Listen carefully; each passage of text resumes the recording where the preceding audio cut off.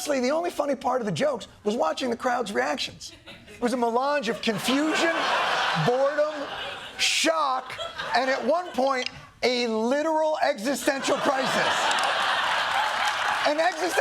Here's the one thing you never want from your audience at a comedy show. You never want the audience at your comedy show to clearly be rethinking the choices that led them to that night.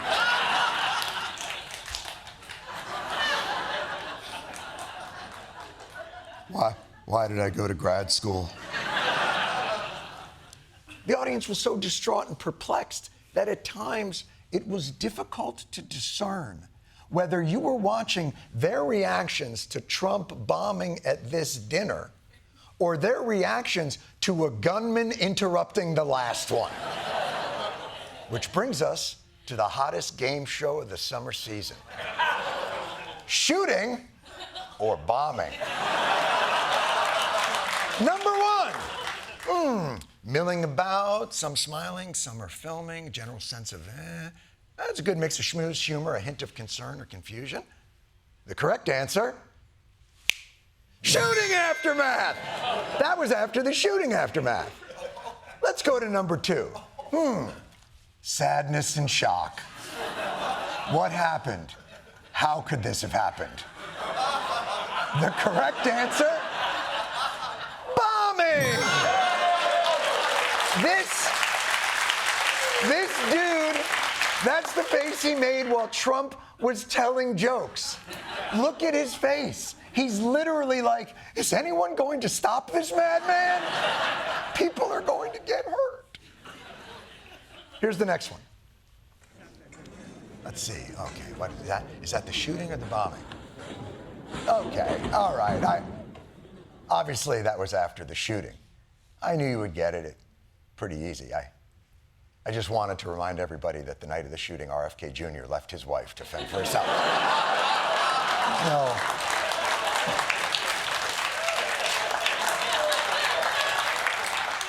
There was no trick to it. I just thought that was like the most up thing I'd ever seen in my life.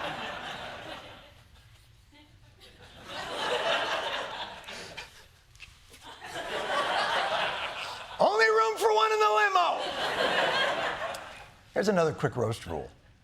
Try not to build a whole routine around a premise that's no longer operable. You can't have somebody like a J.B. Pritzker, who I understand is not present, sadly, but, some people say, never use the fat word. And I don't. I would never call anybody fat. I have my own problems, It's not like I'm perfect. Sir, in the back, don't call him a fat pig, okay? You can't call J.B. Pritzker a fat pig. Please. Actually, he's lost a lot of weight. I saw him recently. He lost quite a bit of weight.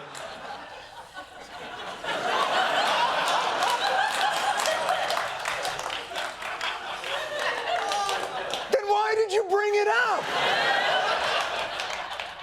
Your mother's so fat. Although now, obviously, she's on the GLP-1s, and, she does, if I'm being honest, looks fantastic. Here's what years ago, when she sat around the house, she really sat, although I can't say that now, she looks 50. The point is this, your mother was so fat, I'm glad she got the help she needed. Here, listen. The health benefit, God willing, she lives to see those beautiful grandchildren walk in. I promised myself I wouldn't cry. The deeper problem for Trump is that last weekend revealed he has lived so long in a magical world of his own creation, curated for his comfort and positive reinforcement. He's the ultimate snowflake, rewarded with unearned participation trophy laughs, that he doesn't even know what's actually funny. Because everything he says is funny in his Truman Show of an administration. I don't know if I can handle looking 20 pounds heavier. Boy, you said the right thing. That would have been the end of Groan. Good steel, right, as opposed to green paper mache. They do treat me well, Sharpie.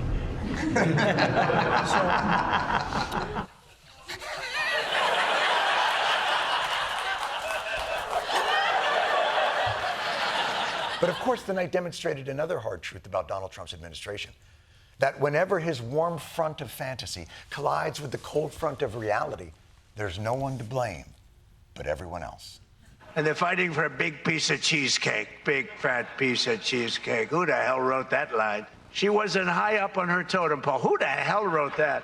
That was actually the only thing I thought was good in this whole frickin' stupid speech that they wrote. That was the only good one, and that went down with not exactly great laughter. Well, you know what they say, a great carpenter always blames his tools. And Donald Trump is surrounded by tools. But no matter how his writers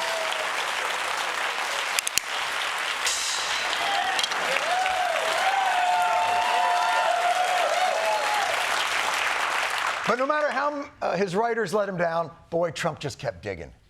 Tried to make a simple joke about Caitlin Collins, but unfortunately triggered himself in the process, turning the entire event into a Festivus grievance miracle. But I want to personally congratulate CNN's Caitlin Collins on receiving her award. It was all about me. It's a fake. She shouldn't get the award. It was a fake, but I didn't mind. I said, Caitlin, congratulations. But it was fake. There's no question about it. But she's a young, attractive woman. She never smiles. I said, Caitlin, do you ever smile? Smile. You have a nice position. You're at CNN Fake News. You should be a happy person. So smile, Caitlin. Just smile. My favorite thing in that is Wolf Blitzer kept looking over like, you want me to f him up? I'll go f him up. You want me to get a piece of him? I'll go get a piece of him. I'll go right up there. I'll slam the shit out of him. I'll Will Smith that mother. You want me to go up there? Keep Caitlin Collins' name. Look, this was a bad night. Don't take my word for it. Even Trump's cadre of media fanboys and girls had to admit it. I've seen him be very funny, and so I think he could have been a lot funnier. I think it's a missed opportunity. It really had no positive effect on anybody, including him. I think it could have been a lot shorter, and it could have been punchier. Some of the jokes veered off into very sort of ornery insults, and that's not going to land for many audiences. That guy couldn't polish this turd? That guy who spends his days bending over backwards to figure out how to tell you that the war in Iran is good. Even he's like, I can't put lipstick on this motherfucker. Look, beyond the fact that Trump was terrible, the dinner should not have happened at all. In fact, it shouldn't ever happen. Quite frankly, memorializing the collegial and cozy relationship between the press and those that they cover is at best a very bad look in normal times. I don't need to see the cops and robbers getting along at a banquet honoring our penal code. You can celebrate the First Amendment without asking your opponent in that fight what he thinks. You already know what he thinks. We are a nation that no longer has a free and fair press. Fake news is all you get. Fake news, fake reporting is what's tearing this country apart. These corrupt press, they're corrupt. Crooked, dishonest media. Just horrible people. These are horrible people. They're sick and evil people. Real scum, real dishonest people. They're so bad for the country. It's almost treasonous, I have to be honest. It's almost treasonous. They are truly the enemy of the people. Who wants dessert? I'll fight you for the last piece of cheesecake. Look, as much as I enjoyed Donald Trump having to squirm through Wolf Blitzer describing in vivid detail why the Wall Street Journal won a reporting award, it was the end of that tour de force that demonstrated the perverse bargain the entire night encapsulated. The Journal's courageous reporting on President Trump's past relationship with financier Jeffrey Epstein triggered the release of the so-called Epstein files, thousands of documents that might otherwise have remained hidden from the public. And despite the president's threat of a lawsuit, the Journal published a story about a provocative letter to Epstein bearing President Trump's signature. I love that he had to sit through that. Wolf should have just kept going. I mean, you should have seen the shit they didn't release. I mean, this guy knows what I'm talking about. But it was the next moment that, for me, solidified that this event is worse than pro forma. It's actually an act of submission. Trump quickly filed a $20 billion lawsuit against the Journal, revealing reporter Khadija Safdar's home address. Her family had to be relocated. I'm a little stinker. She wrote an objectively true story about my depraved relationship with Jeffrey Epstein, and I got her life threatened. Did I do that? I mean, you'd think you'd all be mad at him, but they're all in there just schnicking it up. So he just gets to shake hands with the leaders of a profession, whose members he has subpoenaed, arrested, sued, cut their funding, threatened their licenses, barred their access, and even had f***ing deported. And the sad truth is, if Trump had known he could win an award for that Epstein story, well, he'd have told them about the Epstein files himself.